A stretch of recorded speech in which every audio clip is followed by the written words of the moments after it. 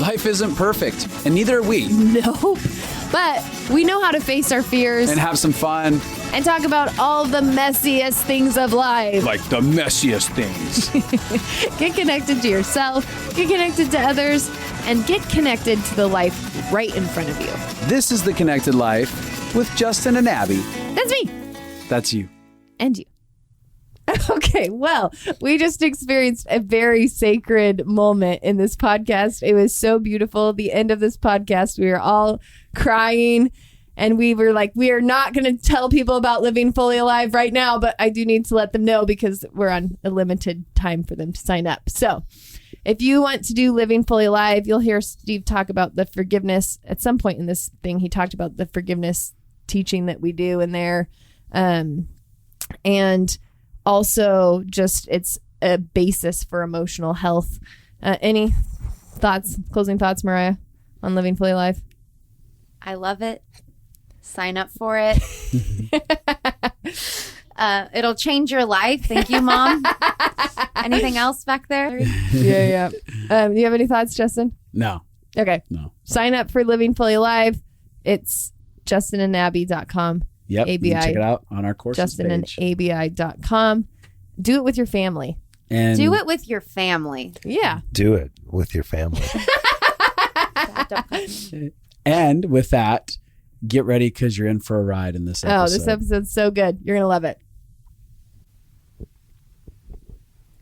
You guys, we are back in what has turned out to be a 3-part series that I am loving. And left on the most intense cliffhanger ever in the last episode. Yeah. So if you haven't listened, we highly recommend going back and listening to the previous 2 episodes on The Connected Life. We have Mariah and her dad, Steve, who are both here. I was going to say Mariah Van Horn, but that's not your name. Nope. Mariah Hardy and Steve Van Horn here.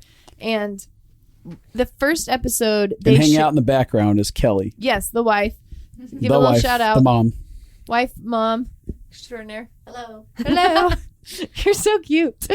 And so we're so excited to get to have this last episode, but I'm just going to kind of summarize and debrief where we're at. Mariah, 10 years ago, interned for me, and we began to see the signs in her life that there was pain that she hadn't acknowledged. And I would say this is very typical of so many humans, is that they're having behavior patterns or things that they're struggling with, wrestling with, and they think it's just like, for her, it was body image. She just thought she had body image issues.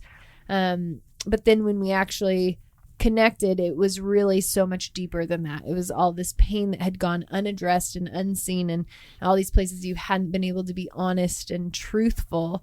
And the body image issue was a canary telling you something is not okay. I'm not okay on the inside. Which enabled you to start going on the journey of being honest and looking at your childhood more honestly, not with blame, like, oh my gosh, my parents destroyed my life, but with honesty of like, they were really good and there were things that really affected me for that. And so we talked in the first episode about the pain of that process, both for Mariah and her dad, all of a sudden having to grieve what you thought was the perfect childhood, which I very much identify with. I also thought I had the great childhood. Denial is a coping mechanism that can really convince you of a lot of things where you can put yourself in some crazy ass situations and not even notice until it all comes crashing down. And so we try to tell people out there to face your pain before denial gets ripped off. It's much easier. But so she began to look at her life honestly, and then she started having those hard conversations. It's something I've appreciated about Mariah. She definitely has a challenger part of her personality, a strong part of her that is willing to have hard conversations, face fears. And so for the last 10 years has really pushed in to connection and healing and going on the healing process. And through that journey, her parents really bought in, which is beautiful. I honestly feel like watching family systems transform is the most rewarding thing in our lives. I think it's the ultimate like stories, seeing a generational cycles break and change and development happen, and repair and reconciliation and people getting to heal is one of the most beautiful things we get to witness on the planet. And so Justin and I have been in awe of how Steve and Kelly have fought to get healthy and whole and make new decisions. And they are all students in our life consulting masterclass that we teach.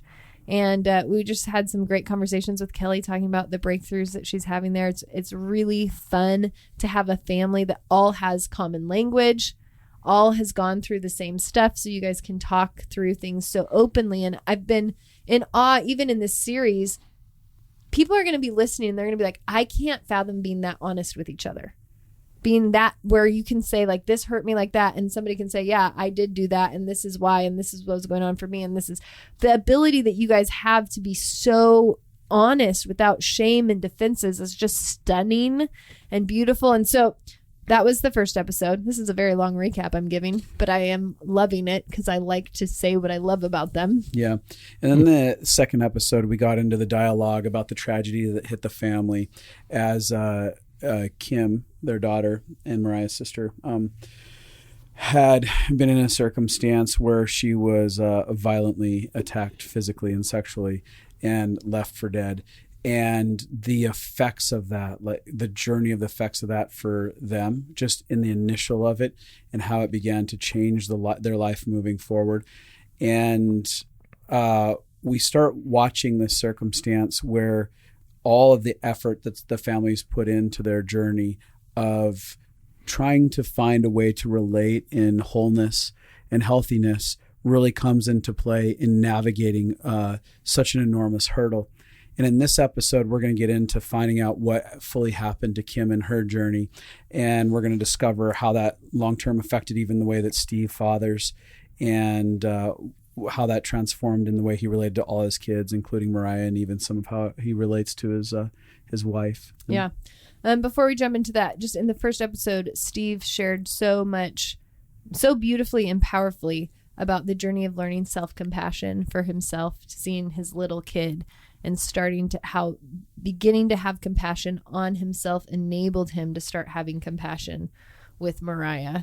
And then in the last episode, he told a very powerful story of being in the hospital, knowing that a 17-year-old boy had brutally attacked his daughter and feeling the need to forgive him. And I actually just want to start there. Will you just start one more time and describe what happened to you in that moment when you said you forgive him? Well, thank you. And I also just wanted to say I can't imagine ever going back to where we were in terms of not being emotionally intelligent and going back to not being able to communicate the way that we do. It's just been liberating and it's life-changing. So I love that. I wanted to point that out. That's awesome. Been so important to us in this journey. Yeah. So after being told by the neurosurgeon that, this my daughter laying there in a coma, beaten to near death, may not ever come out of that coma. Just that reality and that gut punch, it was just devastating.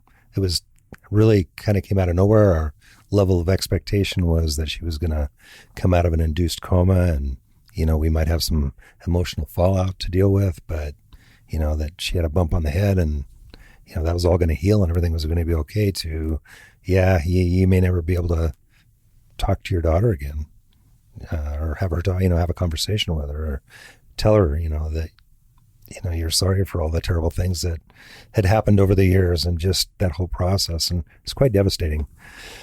But in all that and in that pain and sitting there reflecting on what to do next and reflecting on my own faith and just my own belief system, I realized that in order to move forward and in order to have the best possible outcome, that what I had to do was I had to forgive this young man that did this to my daughter. And, honestly, I wasn't feeling it, but I just knew that like anything, I had to step out and it was an act of faith, really, act of obedience. And, it's what God's word told me to do. That's what my understanding of what God's word told me to do. And so I did it. And I said the words. Did I feel it in my heart? Not really. Did I still have animosity toward this young man? Absolutely. Totally. Yeah. But I knew it was something that I had to do. And an interesting thing happened. Really a couple things, but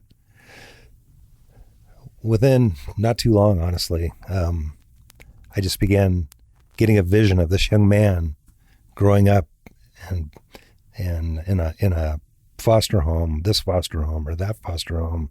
He was a ward of the state, had been his whole life. Who knows what happened before he became a ward of the state?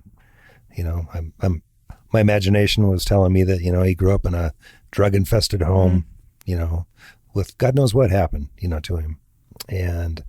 But all of a sudden, I began to have compassion and feel compassion towards him, which was really weird. I wasn't really expecting that at all.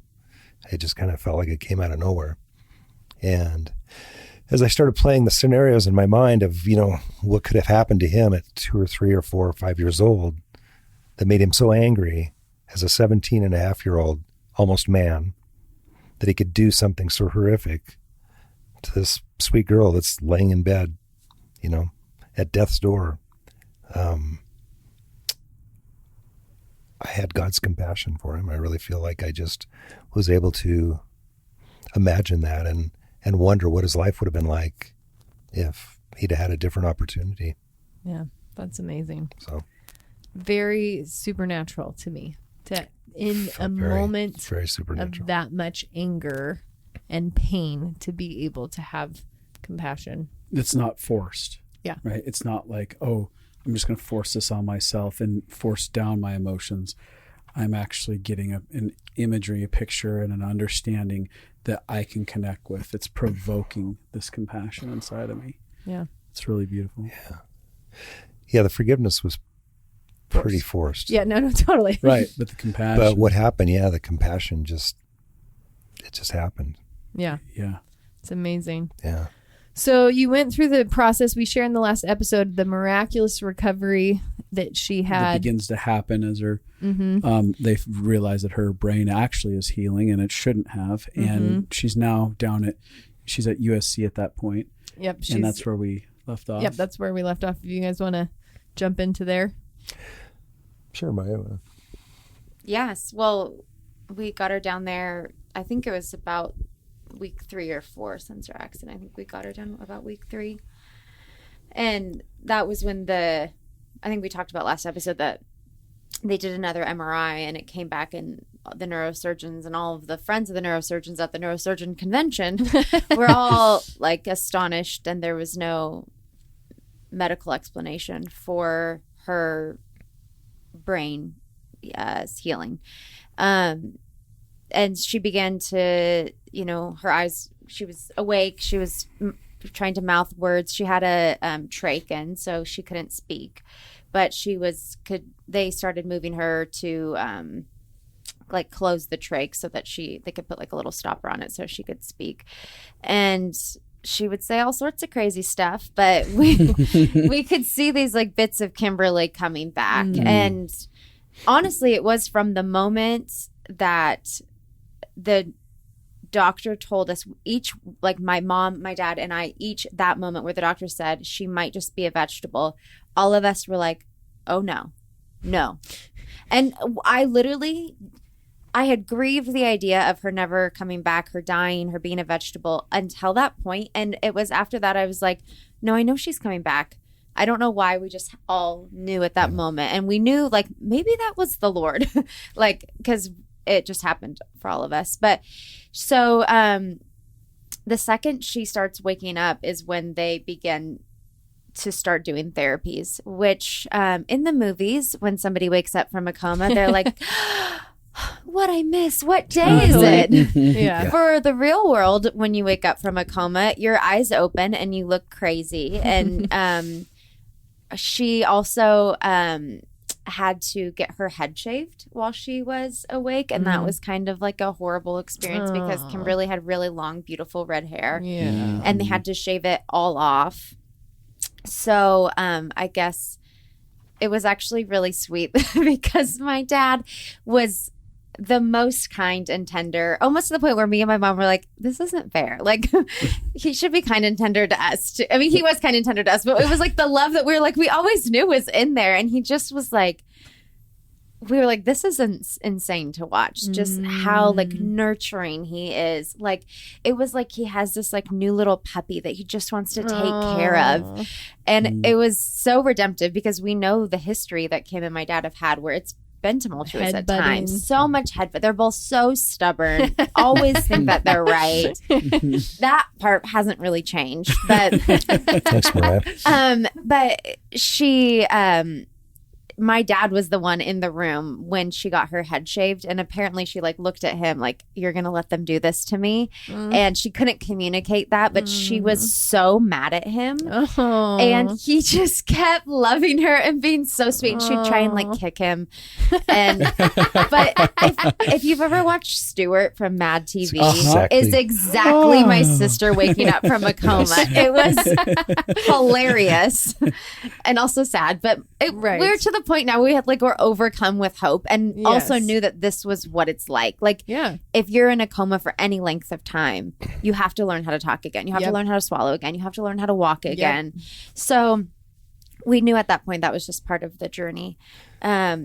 But every step of the way, like, and my dad won her back over, and you could see Kim feel confused. Like how he was responding, how tender he was. She's like, who the F is this? Where'd the asshole I go into a coma and I come back and there's a new dad. Let me do that again. Right. So that was so beautiful. And like, it was like we were watching a miracle of Kim's brain healing and Kim's body, and then also a miracle of Kim's heart healing. It was the thing that she had always wanted, was to have her dad be tender towards her, and to treat her in this way, and to see her mess and be all right with it, and to lay down his stubbornness. And just because, I mean, she was so stubborn as she's coming out of the coma as well. Like, that never changed. So it was just, it was so beautiful to see her experience that love. What happened in you as that was happening? Do you know? Or is it just like a knowable? Well, we talked a little bit about, when we were driving down to first experience what had happened to Kimberly. In the car, I had Mariah, send a photo of what Kim looked like, because I just didn't want to walk in and, I didn't know how much she was going to know was happening, and like there was a lot of unknown, and I just didn't want to go in and gasp or break into a huge sob with her there, and so I just wanted to kind of prepare myself. So when that happened, we talked about I just went into this huge travail for probably a good, I don't even know, 30-45 minutes. Wow. And I really feel like something broke inside in that, and I don't know, I can't really explain it. Wow. But I just know that it happened, and I just had this overwhelming, from that point on, I just had this overwhelming love and compassion, and I think there's part of me too, as a dad, you're supposed to, be the protector of the family, and I mean, at least that's what you want to believe. Absolutely. And here I didn't protect Kimberly. I wasn't able to protect her, and I was 500 miles away when it happened, and that was something that I had to process and walk through and come to grips with. And, you blame yourself, but it's like, I really wasn't, I didn't have anything to do with it. Right. But you still feel that, and so I don't know, maybe that played a part, but I want to stop really quick with what you're saying, because I think it's very important. I think anytime there's trauma around us, it's so easy for us to figure out how it was our fault. I think the human brain just naturally, because if it's somehow our fault, then we could somehow control it from happening again. Oh, yeah. If I wasn't protecting her, then I can figure out how to protect her in the future, and then this will never happen again. And it's the human dynamic to want to blame something when something horrific happens, or even if something painful happens. We want to blame something. So I think that that's a very natural response that happens in trauma. And I just wanted to point that out because other people who've gone through trauma may or may not have recognized when they started blaming themselves that was part of what was going on. Yeah, that's good. When you, as you go back into this journey, the portion where you've now taken her home, because after USC, you've taken her home, right? After USC, then she had another 3 weeks or so in a inpatient rehab facility. Okay. And is there, and to what I understand, there was that ever-growing, nurturing father thing that didn't necessarily find its way expressed to her as a kid. Right. But all of a sudden it feels like it starts to manifest inside of your life. Is that true? Absolutely. Yeah. And, I don't know if it's like, hey, I've got a second chance. I just, when the reality of, you almost lose somebody, then sometimes it takes like something devastating for you to realize what you have. Like, if you never have the possibility of losing it, you don't maybe really think about it, but it really I think it really made me think a lot more about like,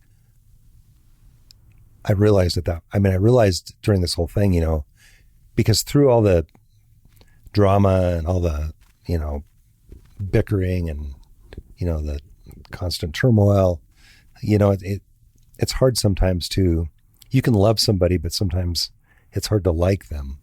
Yeah. And I know, that was a two-way street with Kimberly and I. I mean, we tolerated each other, but I think a lot of times we didn't really like each other. Mm-hmm. Right.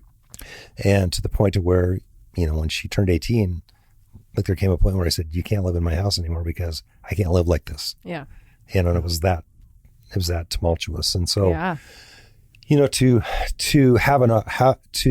To be in a situation where you realize that you could lose something, I think the reality of how much you really love it and want it, kind of comes to the forefront. And so I realized, how much, there wasn't any of that none of that even mattered at this point.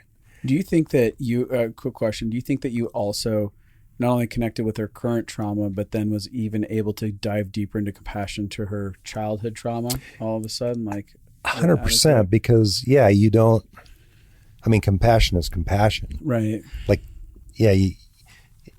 this new trauma, certainly I had compassion for it, but I just began having compassion for Kimmi in general. Right. The whole, all the way back. All the way back. Right. Starts hitting for all of it. Yeah. And it kind of also made me realize how much compassion I didn't have. Like, I think we've talked about this, before, but I think like getting Kimberly, it changed our lives, most of that changed for the better, right. But there were clearly things that happened that weren't that great. Yeah, right. Totally. So that was the reality. And I think at some point, after a while you can have, when you hear this story, like we didn't know when we first got her, we didn't know what all she'd gone through. In fact, there was some deception, on the part of the people that, gave us her history, and we didn't know. And not that would have changed anything. Sure. We still would have adopted her, but it might have helped us prepare a little bit better. And understand and navigate. Right. But once we learn that, but then you're hammered with it all the time.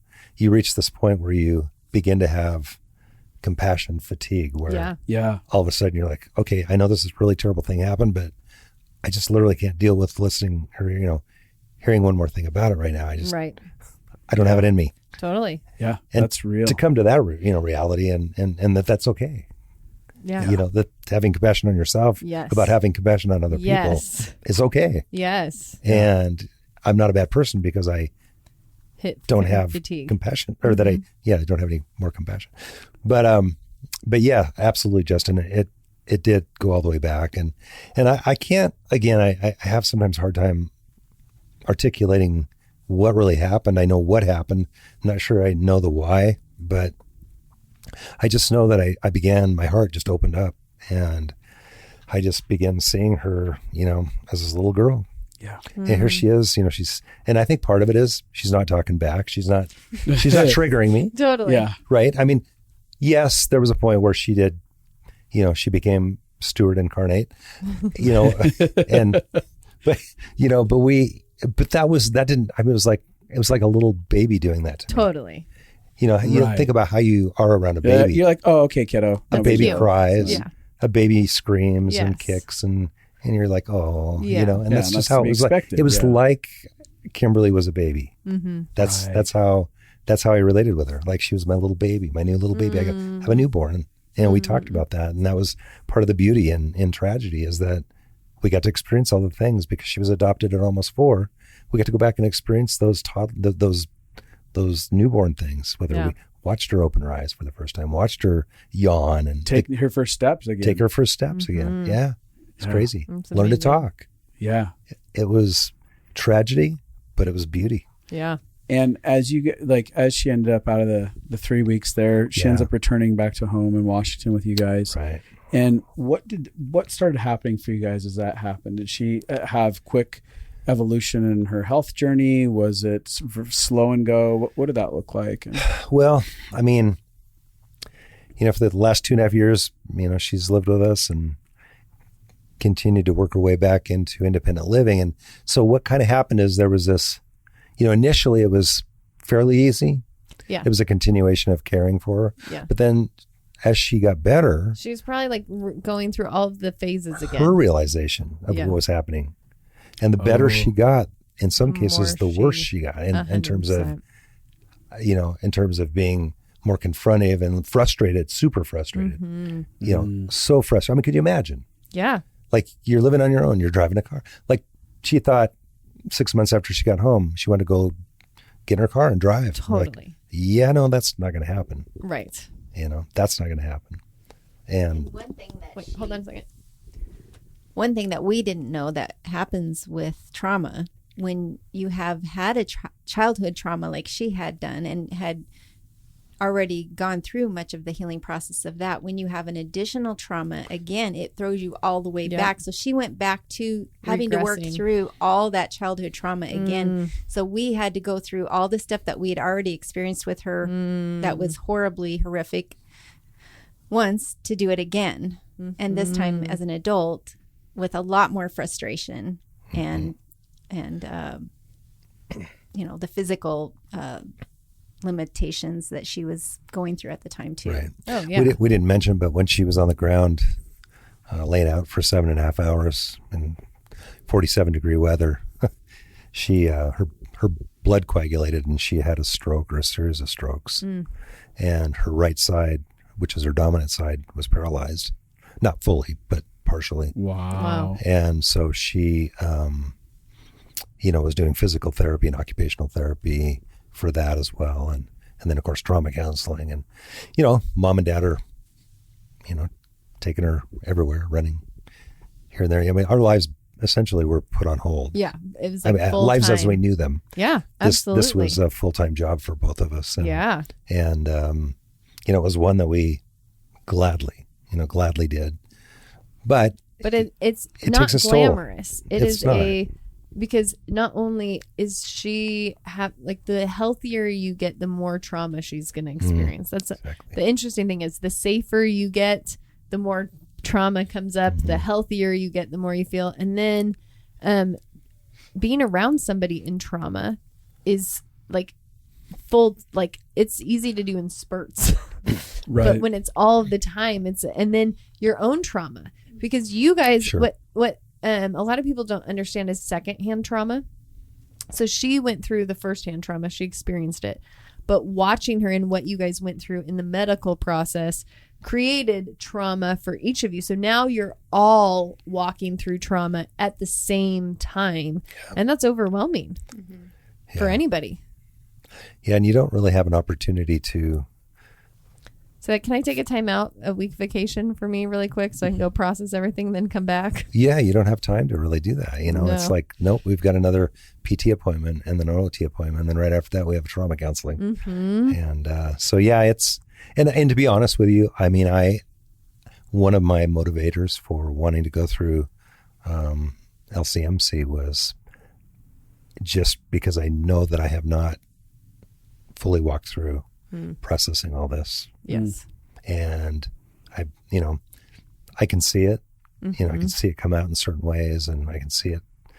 So, I mean, for me, this was one of the goals is to, you know, I want to get through this and through this year-long process, and I know that I'm pretty confident that I will. Yeah. And or certainly be on the path, you know, to being well on my way. But yeah, I have never really fully, you know, processed all that, and I know there's a ton of stuff there that at least that's what I know. Yeah. You know, I know that I at least know. You know that you know it's there. Yeah. Well, and this is what I love is there's this balance of learning how to face our pain and then also being aware that our protectors will last while we need them, and our protectors slowly, like letting go of them slowly. And so it's really great. You're slowly rapidly in the sense that you're pursuing emotional health, but like the healing process from trauma will be that one step at a time your heart will connect to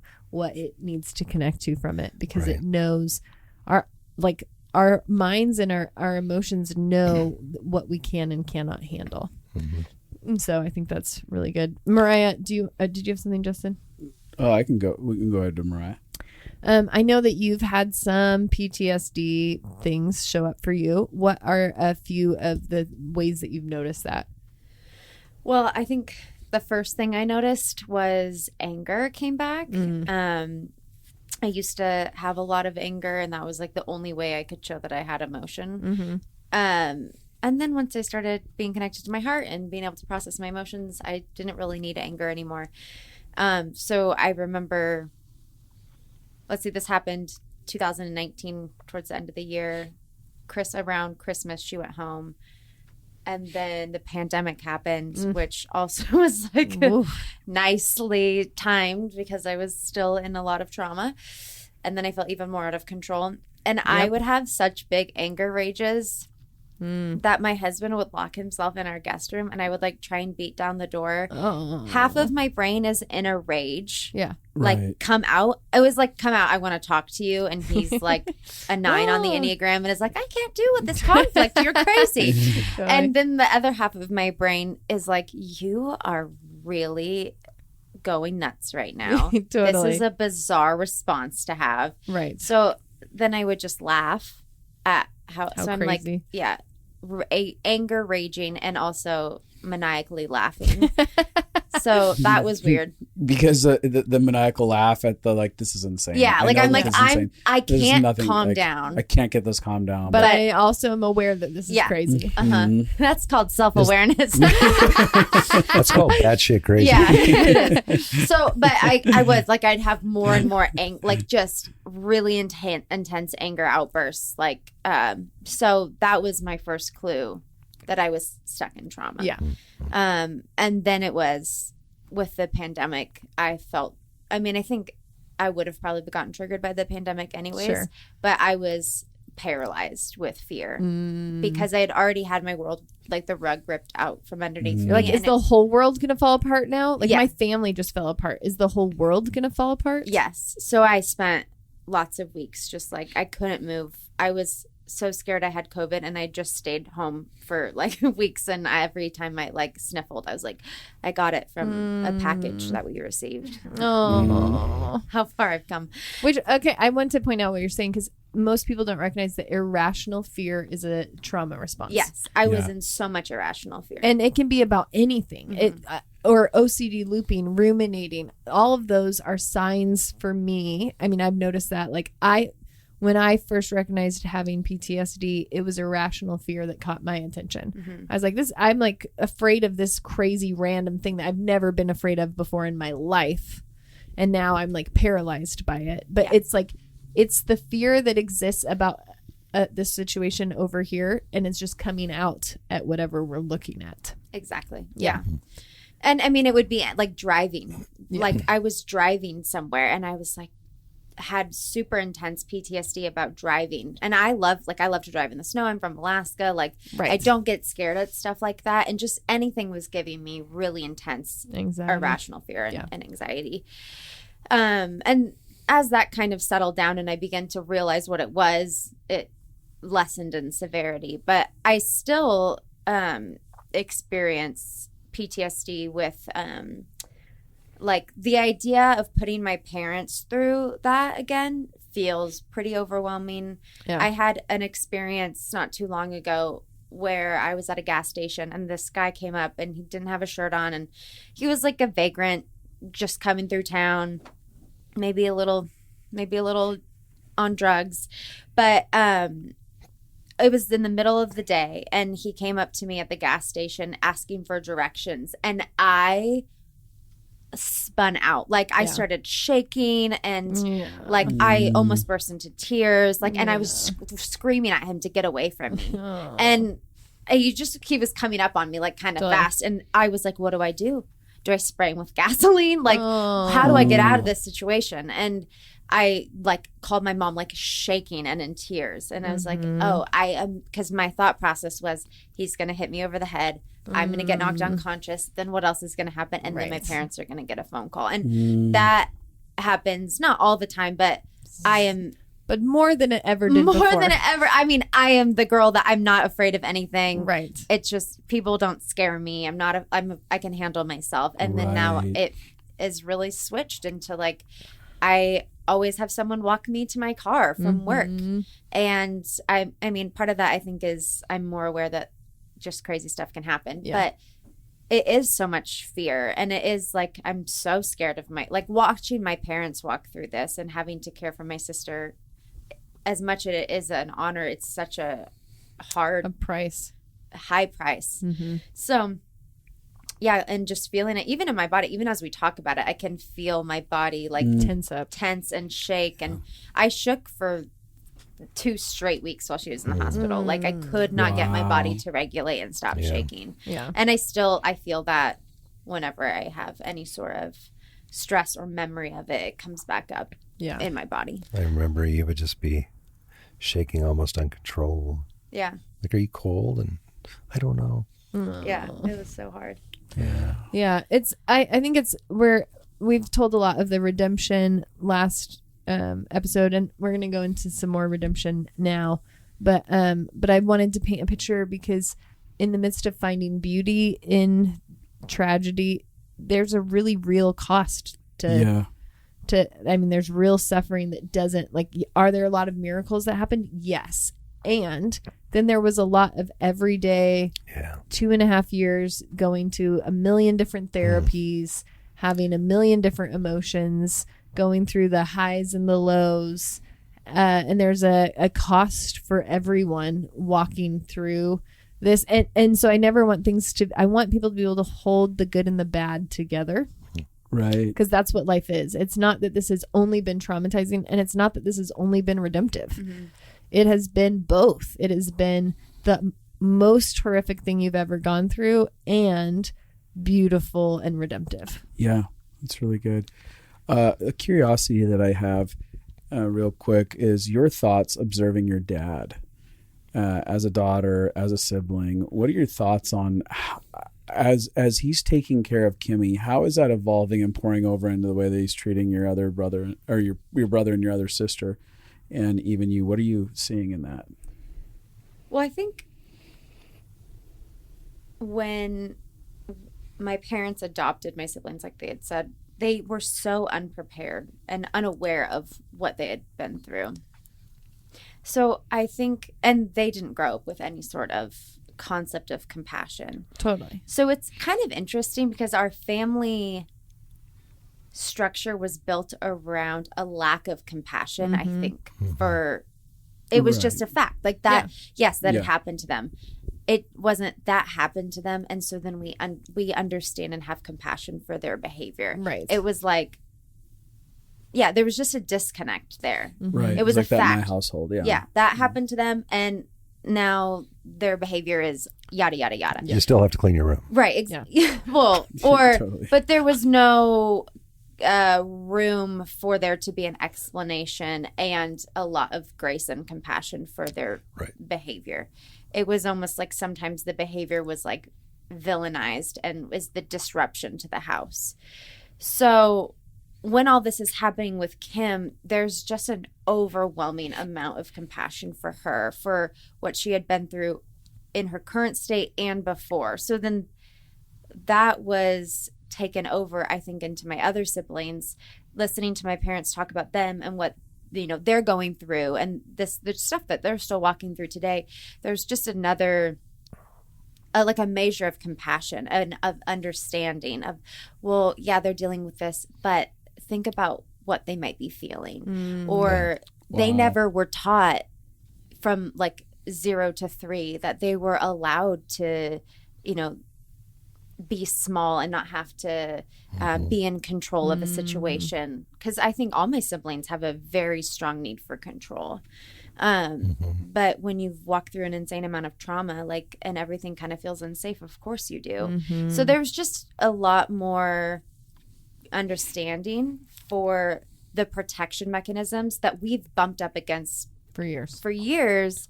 It was all of a sudden like, yeah, but that could be why that we're bumping up against that. So now there's empathy. It's like not just a cognitive, like this happened and this affects this, but now there's like, I'm imagining in their shoes more. Totally. I remember having a conversation with our youngest daughter, and she hadn't been in our home. Maybe she was the last one. She was adopted several years after the other ones. She's a half sister to the other 2 adopted children. And she would never clean her. She had a horrible time cleaning her room. Like, she just wouldn't pick her stuff up. And then she'd lie about it. You know, like, well, where's all your clothes? Well, they're under the bed. Like, so I remember, you know, it was like, we go down there like, all right, this is the last time to, you know, you have the last opportunity to tell us the truth. You know, did you pick up your room? And yes, I did. You didn't put it under the bed. No, didn't put it under the bed. You sure you put it in the closet? Oh, yeah, put it in the drawers in the closet. Go downstairs. Where is it? It's all under the bed. You know, and so then, you know, you have to have consequences, right? Because that's how you parent, right? But I remember going to her one day and just saying, you know, I want to apologize to you because, you know, the way that we parented you probably wasn't the best way that we could have parented you. And, you know, if I would have just sat on the bed next to you and said, sweetie, are you feeling anxious right now? Like, yeah, does this seem overwhelming to you that you have to pick up all your stuff and put it away? Like, is this really overwhelming? Are you scared? I bet this is really scary because you came from a place where you didn't have to do anything. Right.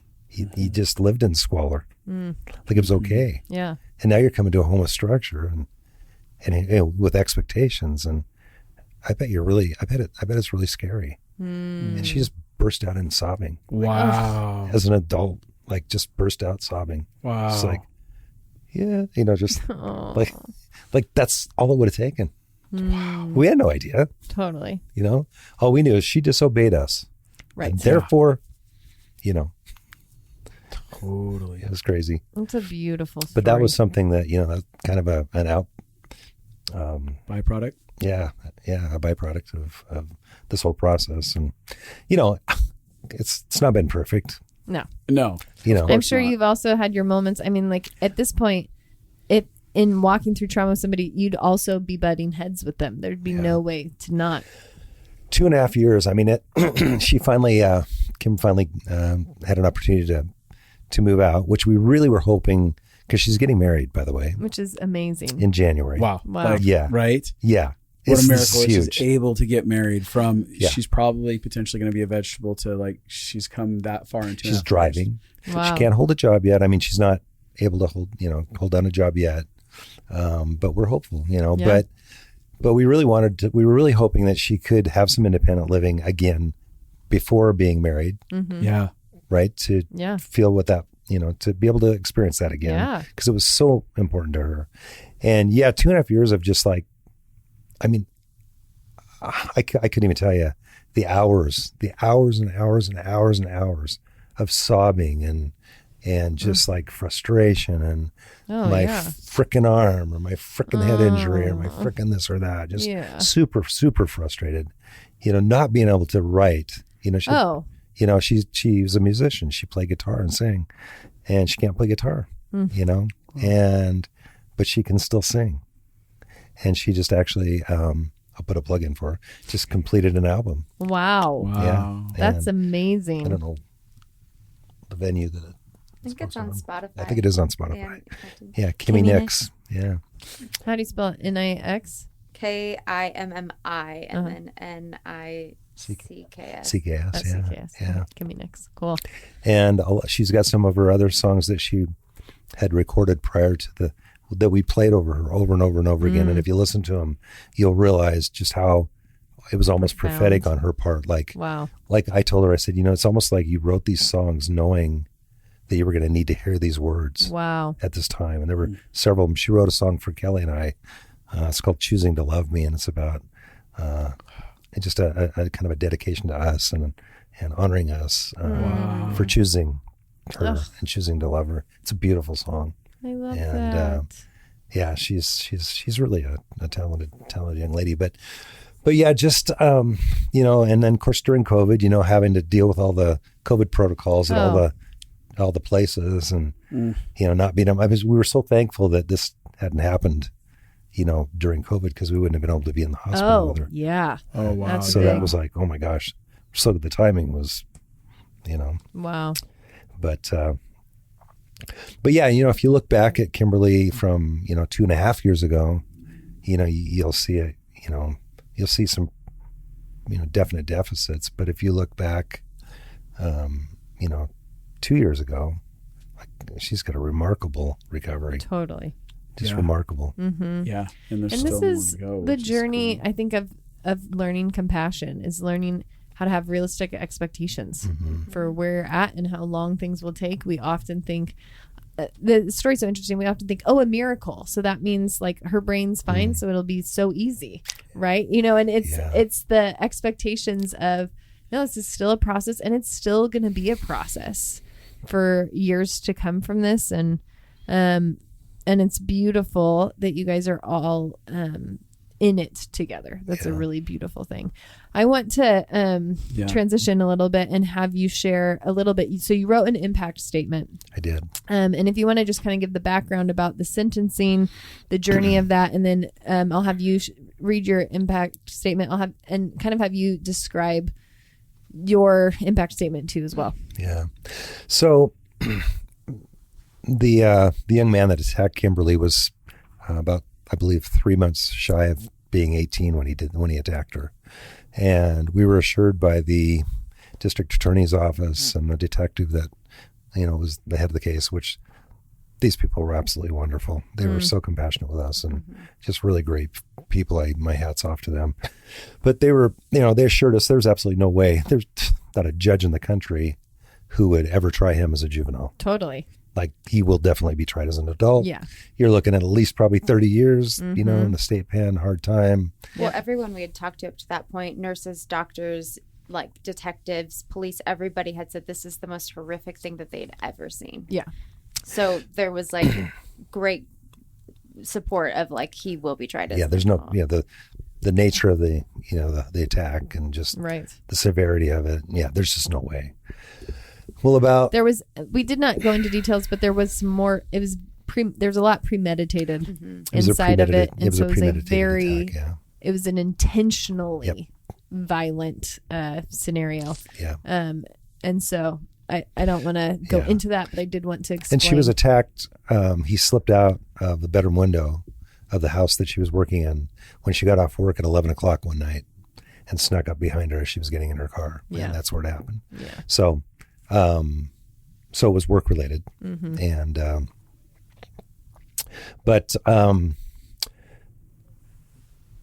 so we got a call, I guess, about, I don't know, maybe 3 or 4 weeks ago.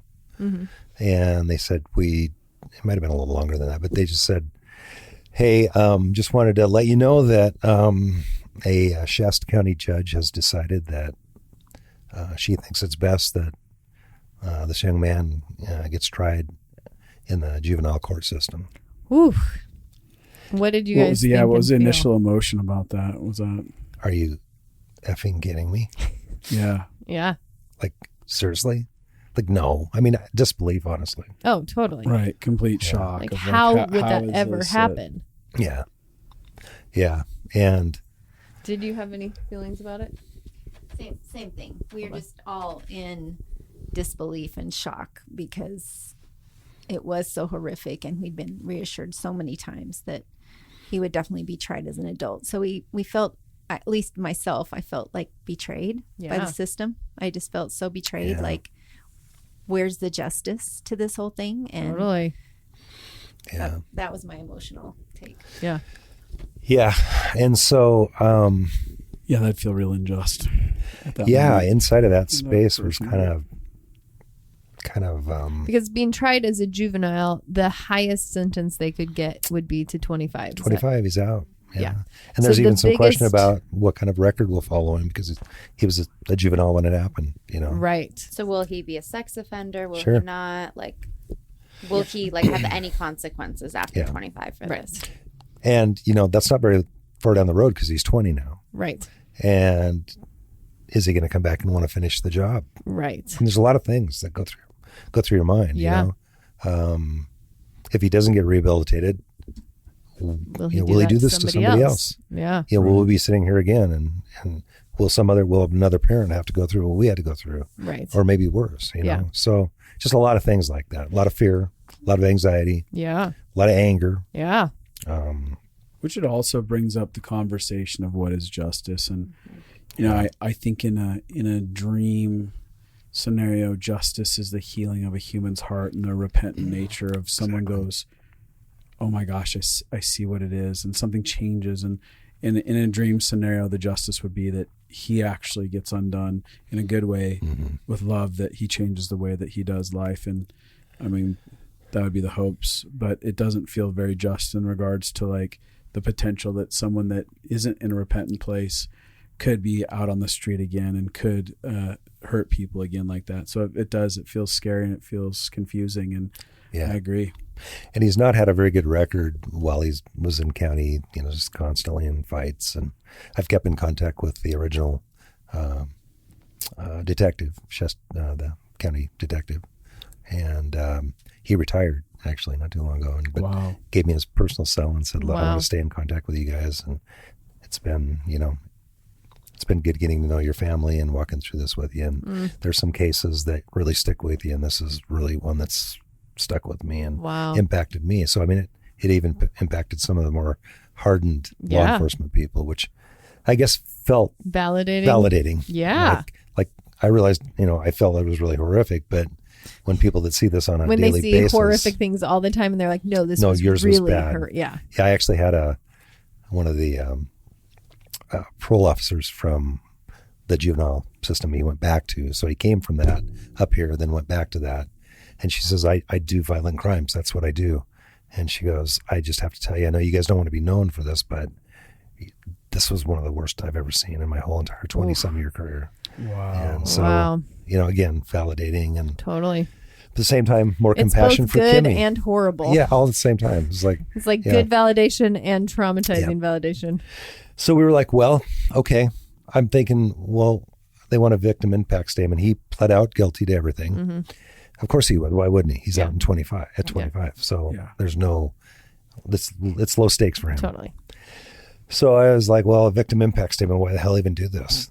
This kind of, you know, they go, well, you know, sometimes people want to do that. I'm like, all right, well, what if there's a chance he got out before 25? So, okay, I'll do a victim impact statement. Right. So Kelly and I decided that we'd write it together and co-write it.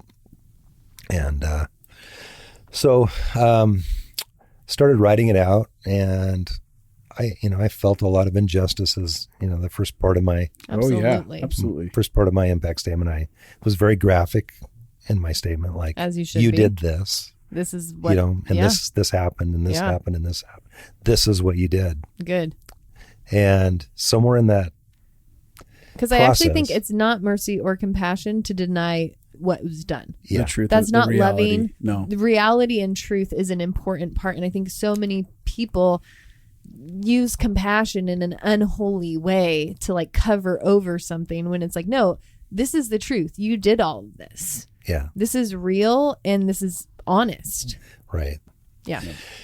And then something that you teach in, I believe it was in LFA when I first saw it. But the reality of it is, no matter what he got as a sentence, it could never repay any of us. Mm-hmm. Right. Fully repay No. what he did. It At this wouldn't. point, there's nothing He could you get can do. 120 years. Yeah. That doesn't It doesn't pay you put back. back what he's taken from us. Mm-hmm. He can't. There's really only one Yep. Yeah. that is capable of doing that. Mm-hmm. And that's our Lord, Mm-hmm. Jesus Christ. And he is the one that died on the cross for this. So I just had to remind myself of that and realize that ultimately he is in control Mm-hmm. and justice is his, not mine. Mm-hmm. And just trust the process. And as we begin to do that, it's interesting how there was a shift. And there was a shift in my statement and writing my statement. And I'm finishing this thing at like 2 a.m. I can't seem to I got a block. I love to write, but I got this block and I couldn't get past this block. And then I realized I started, praying, Lord, I need to finish this. And in that, I began having that compassion that I had for him, for the young man, Wow. when I was sitting next to Kimberly Wow. while she was in her coma. That compassion that the Lord gave me for him at that moment, that began to come back. And all of a sudden, my narrative of my victim impact statement began to change. And all of a sudden, I was overwhelmed with this love for him, Wow. Wow. for the attacker of my Wow. daughter. Like, it was hard to explain. I just started feeling this love for him and this compassion for him, and it got even stronger. And I just felt like I was having this conversation with God, like, what if you would have adopted him? What if you would have had a chance to raise him? What if you would have put him in a home where he received love and where he received like support, and like he never had that? Like, what if he was your son? Ooh. What his life would have looked like? And then I started thinking about my own son. What if my own son would have stayed in the system? What if he would have never, had his dad drive 3 hours one way to watch him have to forfeit a wrestling match because his school wouldn't let him wrestle a girl, and then wait another 2 hours to do the same thing with another girl. So he lost both matches and then have to drive back another 3 hours home, and I gladly did it every time, because I loved him. Yeah. And he had that, and I was there. Totally. He didn't care that he didn't wrestle. He just was glad I was there. Yeah. And this young man, Bruce is his name. He didn't have that. Wow. And so, I don't know, God just started talking to me like that. And so everything, my demeanor, my heart, everything just started changing. And I thought, I don't know if they'll let me talk to him directly, but I'm going to write this to him. Wow. So I began writing what I felt was kind of a father's love letter Wow. to this young man. And I can read it. Yeah. Yeah. Please do. Oh, well, I think I can read it. Yeah. So today, Bruce, as the parents of the girl you attacked, we have a couple things that we want to say to you personally. First off, you're very fortunate. The miracle that God performed not only saved Kimmi's life, but saved you also from being convicted of murder. Perhaps the judge would not have had so much mercy on you and left you in an adult system where you more than likely should be for 30 or 40 years. Instead, based on what the judge decides today, you should be a free man no later than age 25. Meanwhile, this woman that you attacked and her family and close friends will still be impacted by your actions long after you're free. It doesn't seem fair, but this is the system, and we can't fight it. Young man, I want to tell you something. One of the very first things I had to do when Kim was still in a coma was pray to God and to tell him that I forgive you because he forgave me, which took away any right I had to not forgive you. So yes, being honest, I didn't want to, but I knew I had to. We all did. And we all have. I haven't read your history, but I've been told you had a pretty rough life. And as I sat there looking at my daughter on a ventilator, I had to ask myself, in order to forgive you, what kind of life did you have as a young man? What happened to you that made you so angry that you could actually do something like this to another human being? What happened to you that you were so angry and in so much pain and so frustrated that you would lash out like this and you would try to take an innocent girl's life? And in that moment, I imagined a 3, a 4, a 5-year-old Bruce, a little cute boy who never got the love, the affection, the attention, the affirmation, the security, was never championed, never believed in, and was never protected. We as a family have compassion on that little boy, Bruce. We wondered what it would have been like if we would have adopted you and been able to raise you with the love and the care that our own children received.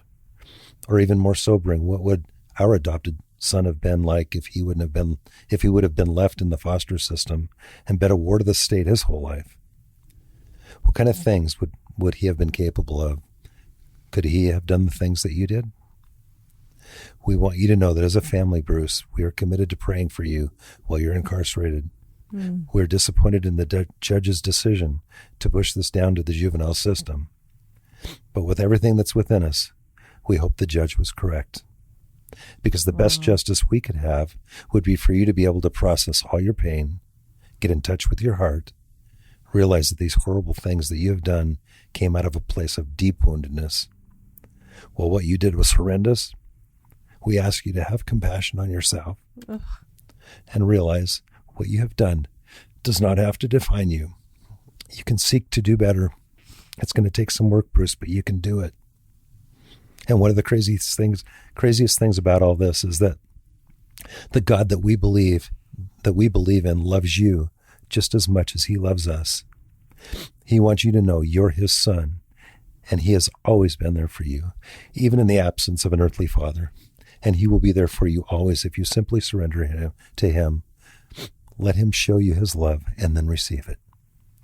I want to invite you to reach out to me when you get out from serving time, or even before if you'd like. I hold no animosity toward you. What I want for you, what we want for you as a family, it's not punishment, but for you to learn what it feels like to truly live in freedom from the pain of your past. I'm giving you permission to reach out to me, and perhaps we could correspond at some point. Bruce, I forgive you, and my family forgives you. Thank you, Your Honor, for hearing us out.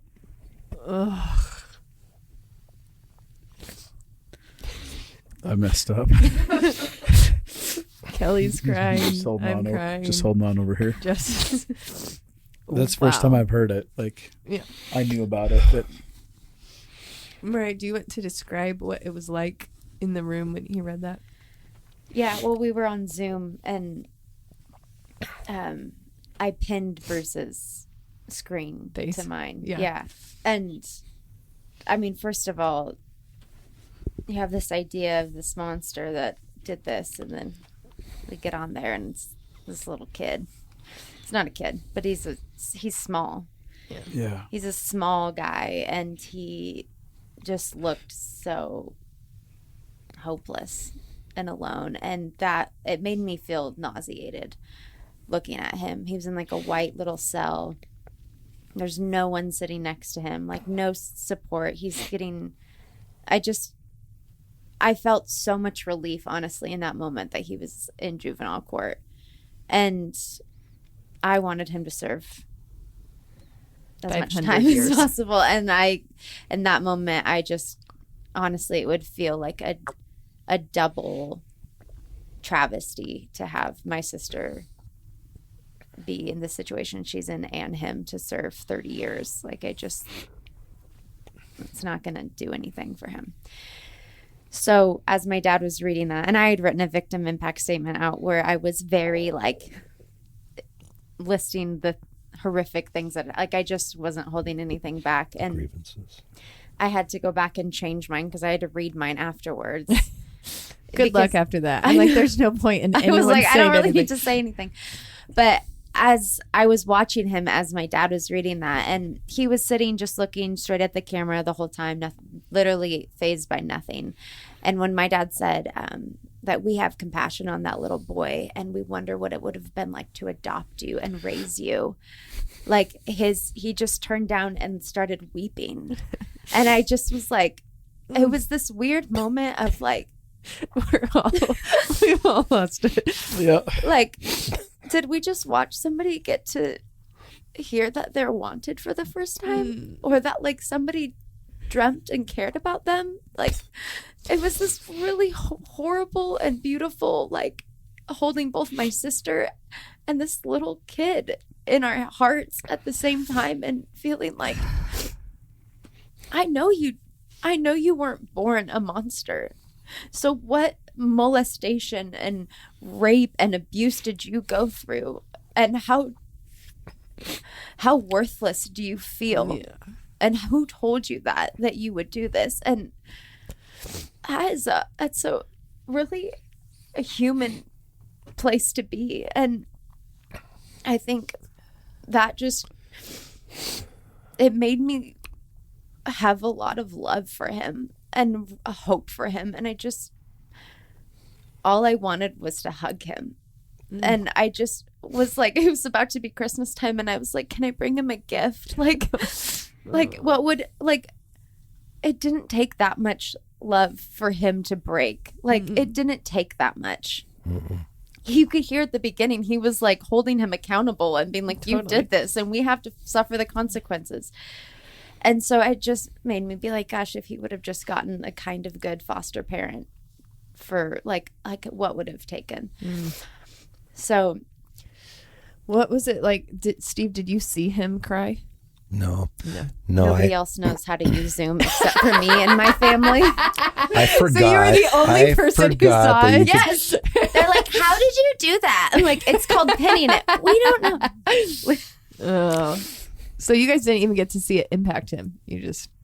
I tried to, once I realized he was crying, I was like trying to record without anybody seeing. But I mean, the judge was so moved by what he said. Yeah. He was like, I don't know how you could be in that room and not be moved by that. I mean, I was watching the grid, and especially because in the court case, you go through detail by detail everything that happened. They had just shown all the pictures of Kimberly. Wow. And so, I mean, I was watching the grid, and everyone, I think, was crying, maybe except the prosecutor. No, the defense attorney. I mean, the defense attorney. He was still trying to figure out how to get him a lighter sentence. Yeah.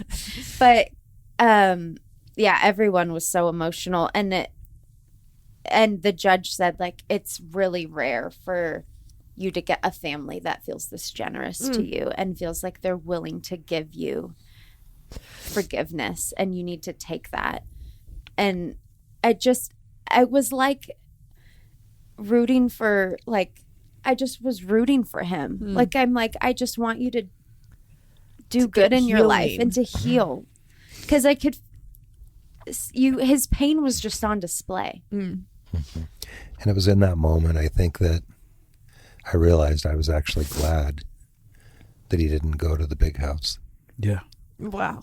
Like, I really felt like, because Mariah brought up a good point, you know, her beautiful, wonderful husband, my son-in-law, and his best friend, who was like a son to me as well, both worked in the juvenile prison system. And Mariah said, can you imagine if Bruce gets an encounter with somebody like that, how it could literally, you know, change their lives? Because, you know, Daniel, like, he's amazing. Yeah. And could you imagine him being able to meet with somebody like that on a regular basis? Like, he would stand a chance. And really, honestly, that's all we want. Right. Like, the ultimate justice would be for him to, you know, surrender his life to the Lord and turn his life around and, you know, learn to love himself and become a productive member of society. That's way better than spending 40 years behind prison bars and becoming a monster because you're this little guy, you're the littlest guy in prison, and we know that's not going to go well. Right. Yeah. Wow. Yeah. Should we ask Kelly? How was it for you? What do you feel hearing it again?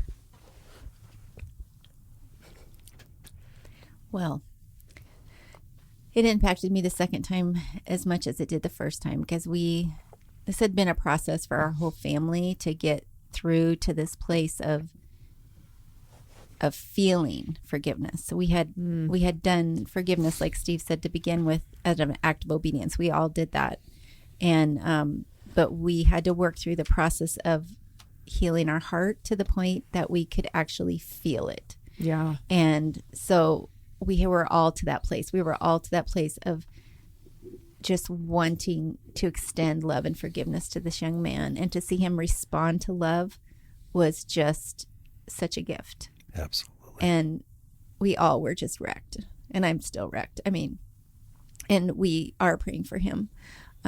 We are praying for him during this incarceration, that he will find the Lord, that he will be able to be restored. And what a gift would that be? I mean, what a gift.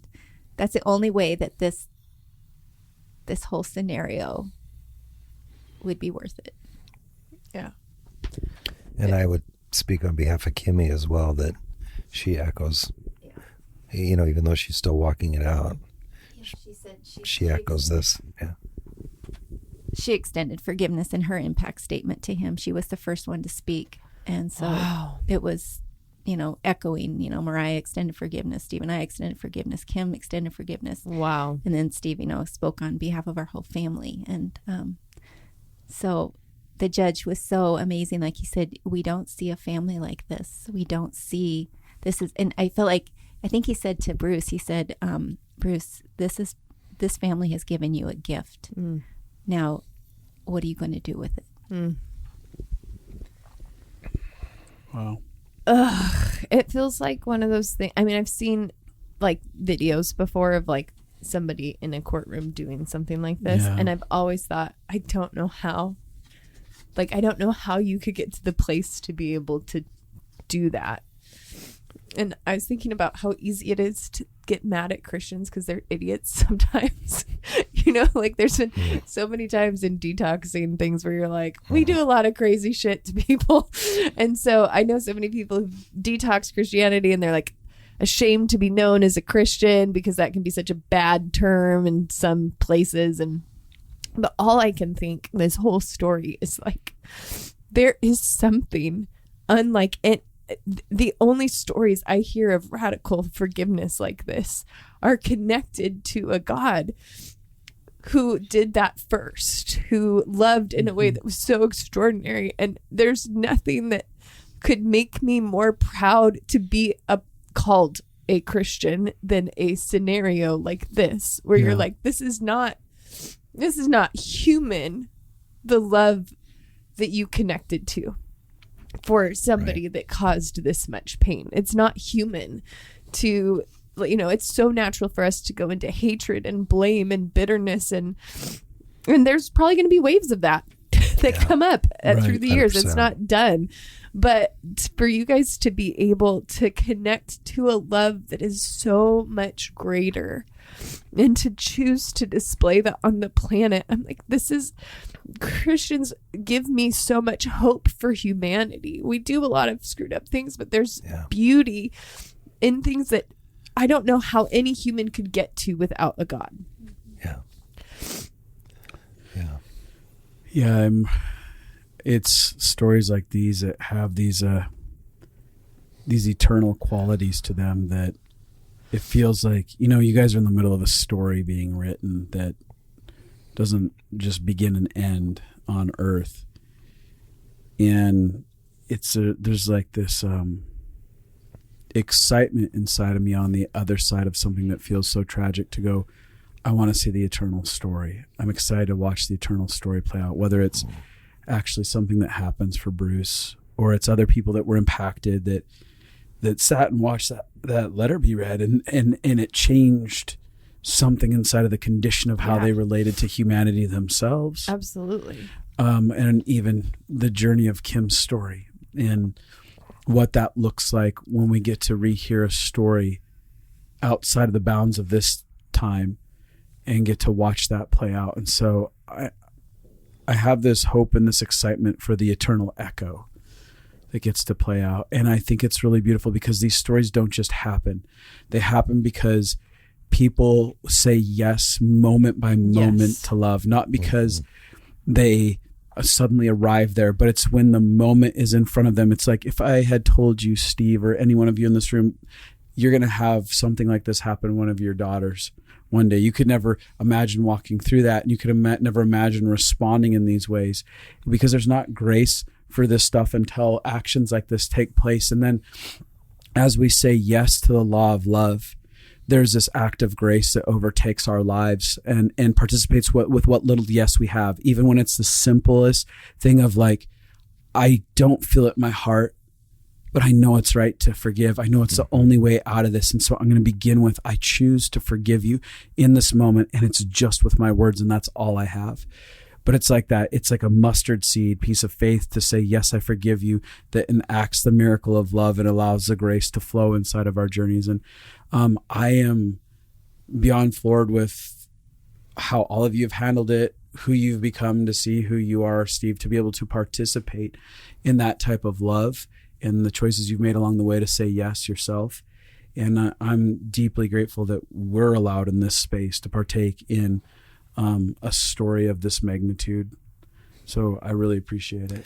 You're a big part of why this story even took place. Well, it feels like the way that it did. So we have a tremendous amount of gratitude to both you, Justin and Abby. We love you guys so much. Like, you've had a bigger impact in our lives than any humans that we know. And we just love you so much, and we're so proud of you. You're so proud of what you're doing. Thanks, Steve. I miss the puddle over here. I know, I'm so wrecked by that story, by what you wrote and everything. Mariah, did we already ask you what you felt after he shared it? I know. Yeah. Okay. Yeah. Well, I guess just one last thing on that. It was, I think you had this, again, wisdom that you had given me from a totally different situation. My wisdom is universal. It is. I apply it to all things. I have Abby's wisdom in my head and Justin's justice in my head all the time. If ever I need to like put my big girl pants on and do something brave, Justin tells me what to do. But I had a situation with a family member that I was kind of making the villain, and Abby helped me realize how similar we actually were and how much our pain came from the same place, and pointed out that she had actually not gotten the grace that I had, or the encouragement that I had, or the support that I had. And she had to walk through this really painful life a lot on her own. And I got support. And I wanted to respond just as horribly to her as she was to me, but I just didn't, because I had accountability in my life. So I took that into this as well, of like, I've been so mad I wanted to physically hurt somebody before. Totally. I think we all know what that feels like. And I just have never acted on it because I have accountability. And I just realized like how we are all just so human. We're all just trying to like navigate pain as best as we can. And I think, again, going back to Bruce, he just felt like a story that I had heard over and over again from, we were working with a foster care agency, and you could even go on and read the stories of these young boys that were just like, I just want someone to choose me and to be my family. And they're like 15, 16, 17-year-olds. And I was like, I'll do it. I'll choose you. And I just saw Bruce in that, like I would want to save you out of that. And I just was like, well, if someone would have just saved him a few years ago, like what his life would have looked like, if he would have got to learn how to regulate when he was angry and felt, whatever it is he felt, like his life would have looked so different. And then I think that about lots of people. I think that about my family that I was dealing with in that situation, of like, if somebody just would have stepped in and gave them compassion, if somebody would have stepped in and given me compassion earlier, like what my life would have looked like. And this is just a really amplified version, it felt like, for what humanity just looks like. Yeah. And even going back to like my experience with God relating to me and attuning with me of like, Jesus experienced the worst betrayal and the worst abuse and the worst pain, and yet still could offer forgiveness. And it is when you step into something so horrific, you have to step into the supernatural forgiveness that the cross offers, that we have all gotten to be recipient of. Therefore, we have to extend it. Yeah, I was actually thinking when you're listening to this earlier, I think that there's moments when you hear stories like this where there's actually a grace imparted. So if you're listening, I actually just think that there's a moment of grace right now to engage forgiveness to whoever it is that is coming up in your mind. And you might not feel it. I loved that about the shack. When Paul Young wrote about forgiveness, it's like, you may not feel it. You might say, I forgive you 100 times and not feel it. It's one step after another towards it. And so, but I could feel that there's a grace. So if you're out there, even just literally saying the words, I forgive whoever, and also the grace to receive forgiveness. And so if you're out there being like, I was the one who did the horrible thing, listening to this story of somebody seeing that there is always a human underneath the painful things that we have done, allowing yourself to be like, I receive forgiveness. I give myself permission to receive the forgiveness being offered in this podcast. I also had one other thought that came to my mind while we were recording this is, I don't know if there's somebody out there who, I know lots of people love prison ministry things, but I actually thought that maybe somebody's going to be listening who wants to start writing him letters or sending him gifts. And like, I'd like you to commit to doing that for a couple of years. So not like flippantly, like I'm going to send one letter, but like if there's anybody who's like, I want to just extend kindness. If nobody knows him, that he knows like once a month he gets some kind of candy bar and letter that somebody is thinking about him or whatever. I just had a thought that maybe there'd be a person who'd want to do that. That's good. And so if that's you, go ahead and you can just reach out to email us at abby@stumblconsulting.com and we can figure out something. I don't know if we can figure out something, but you at least have an option. We'll try to figure out something if you can. Yeah. How to connect you with the mail address or whatever. Yeah, that's ABI at stumblconsulting.com. You guys, we're just going to wrap it up at that and just say thank you so much for the choices that you've made in your life and you choosing to honor us with your story today. I really appreciate it. And I think that this is going to be a deeply impactful story for anyone who chooses to listen to it. So thank you. Love you guys. I love you too. Thank you guys. Okay. Bye now.